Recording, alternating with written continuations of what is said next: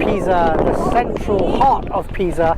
I'm actually opposite the Leaning Tower of Pisa, and it's staggering to think that the angle that building's at. They say that there's it's a soil that's sandy, that's why the Leaning Tower of Pisa leans, but they've managed to arrest its slide, because otherwise that would have collapsed somewhere over there and crushed everything between it. But actually this area here, not too far from the train station as well, there's a museum quarter actually, you can think of it that way. They've got the baptistry there, the Duomo over here, very similar to the Duomo in Florence, if anyone's been there.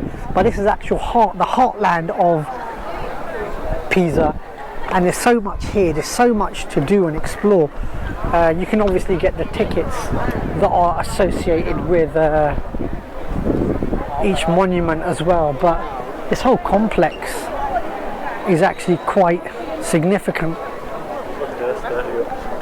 But it's actually, I've been here actually before Pisa and seen this building, but always amazing to think. I mean, look at it, look at the scale of it. You get a lot of people over here taking photos and trying to push the Leaning Tower, kick the Leaning Tower, hold the Leaning Tower, and like these lot, or just stand near the Leaning Tower. You got one over here, you got a lady over here trying to push the Leaning Tower, and we've got characters here with the subway. We've got a subway sign on his costume. A lot of these are horse and cart characters as well.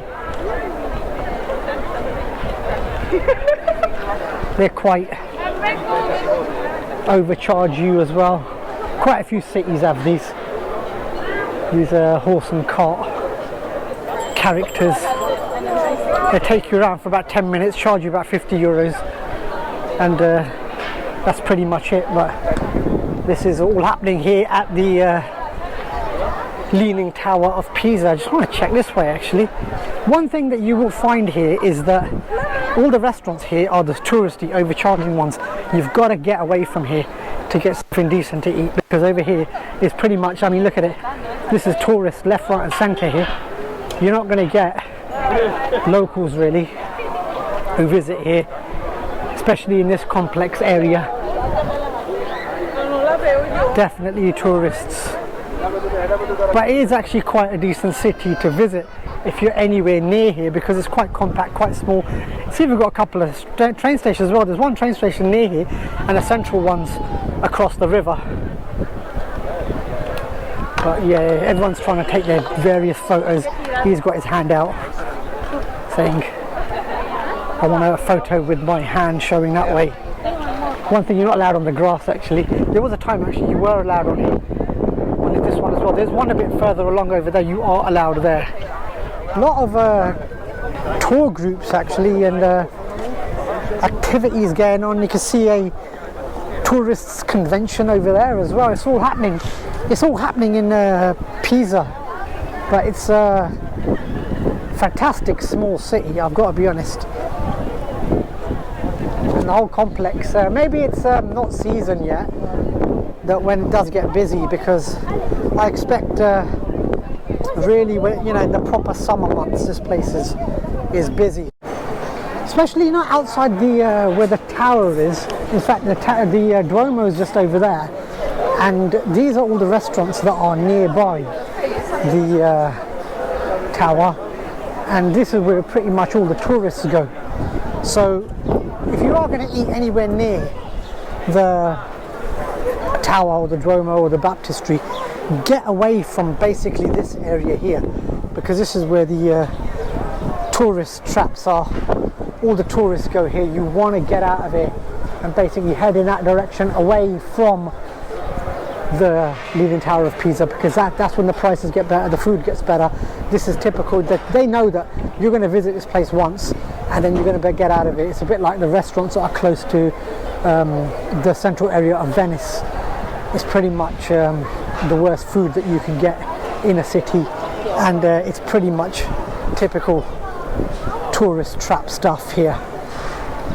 That's a short, sharp stroll wander through the area comprising of the Leaning Tower of Pisa, the Duomo, and John the Baptistry, which is there.